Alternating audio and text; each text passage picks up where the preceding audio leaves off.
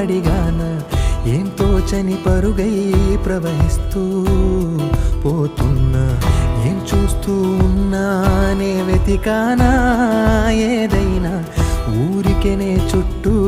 ఏవేవో కనిపిస్తూ ఉన్నా కదలని ఓ శిలనే అయినా త్రుటిలో కరిగే కలనే అయినా ఏం తేడా ఉందట నువ్వెవరంటూ అడిగితే నన్నెవరైనా ఇల్లాగే కడదాకా ఓ ప్రశ్నే ఉంటానంటున్నా